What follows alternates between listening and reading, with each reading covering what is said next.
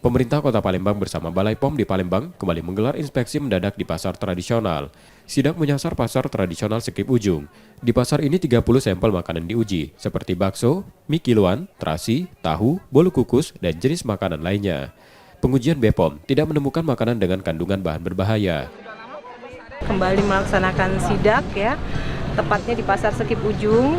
Tadi sudah muter bersama BP POM dan BP POM juga sudah melaksanakan tugasnya. Ada 30 sampel yang sudah dicek, mulai dari kikil, terasi, mie, tahu ya.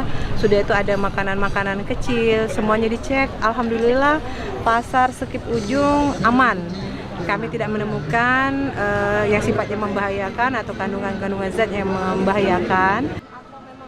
Meski di luar momen kenaikan konsumsi seperti saat Ramadan dan Lebaran, sidak digelar rutin untuk menjaga keamanan pangan yang dijual di pasaran.